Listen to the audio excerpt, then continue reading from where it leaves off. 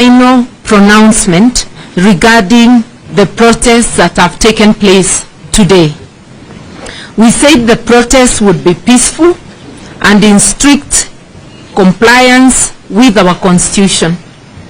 We take this early opportunity to say a big thank you to the brave and patriotic Kenyans who braved the chilly weather and the brutality of the police to exercise their constitutionally protected right to assemble, to demonstrate, to picket, and present petitions to public authorities.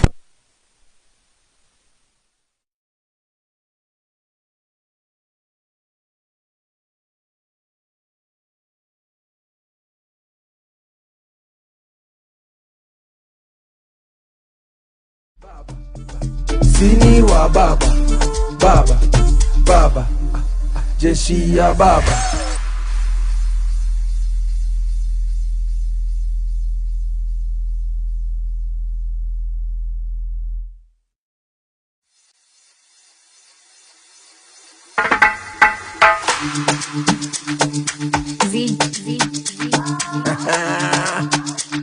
Braja, baba, ay ay ay ay ay ay ay ay ay.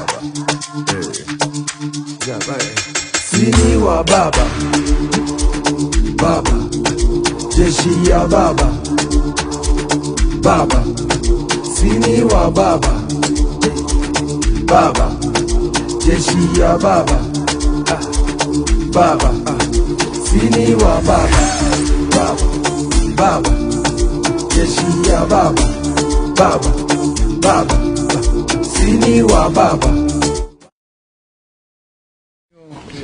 Okay, we go on now. We begin. Yesterday we made our final pronouncement regarding the protests that have taken place today. We said the protests would be peaceful and in strict conformity with our constitution.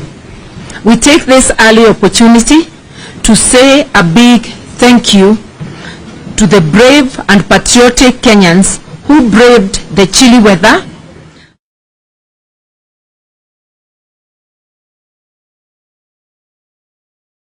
to assemble, demonstrate, picket, and to present petitions to public authorities. We encourage those who showed up and those who are yet to make up their minds that this is a fight for timeless values of freedom, justice, and democracy, dignity, and accountability.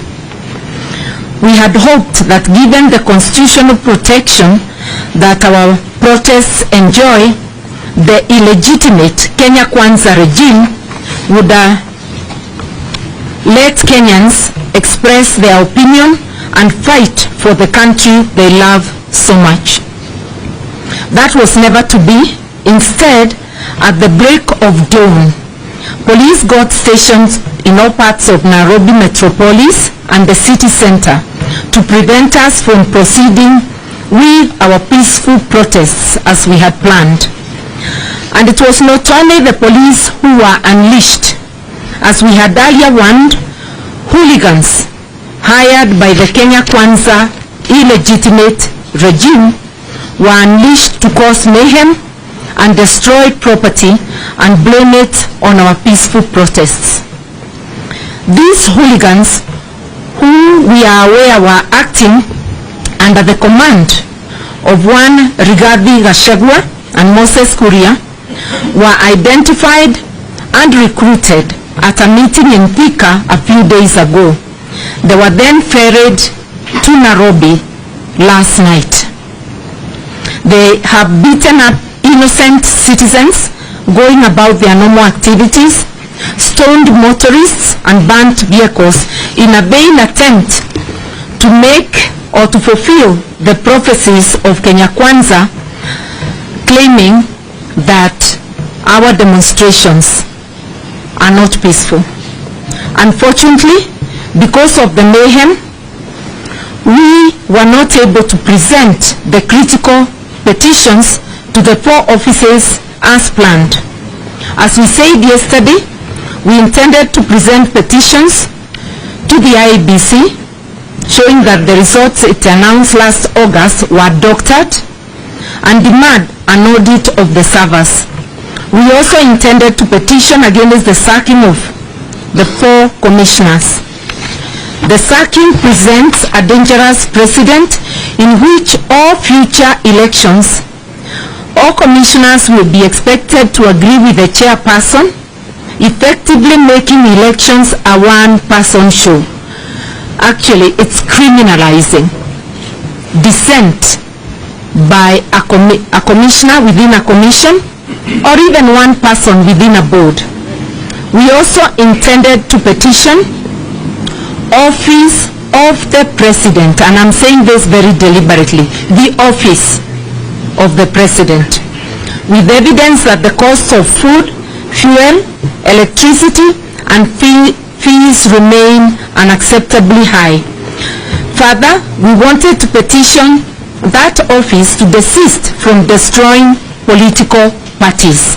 And I've emphasized, because we are saying there is an illegitimate regime, we separate the office from persons.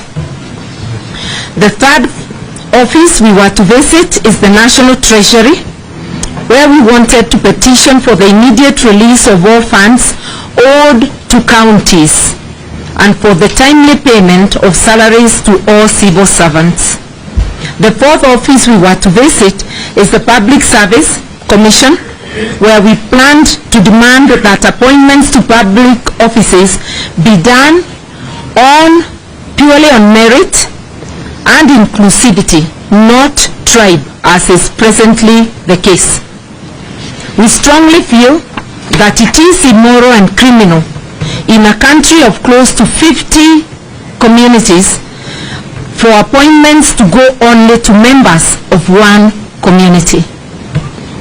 Unfortunately, our members of parliament who were on their way to the office of the president to begin the presentation of the petitions were not allowed to access this public office, for which we pay with our taxes.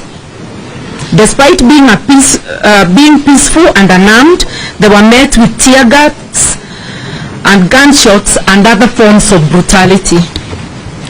We know why we could not be allowed to present a petition to OP on cost of food. There has been an attempt by the illegitimate Kenya Kwanza regime to mislead the people of Kenya that the cost of unga has come down. The truth is that it has not, and we wanted to prove it. We also wish to let Kenyans know that the new unga brands that they are retailing at slightly lower prices than the older familiar brands are GMO maize. A number of millers have declined to mill that maize and sell it to Kenyans as a matter of principle. It is incumbent on the Kenya Kwanza regime, shall I add illegitimate regime, to be honest with Kenyans, tell them the truth, and let them have a choice. Kenyans must not be made to consume GMO products without being told and offered a choice. We said it yesterday, and we will say it again today.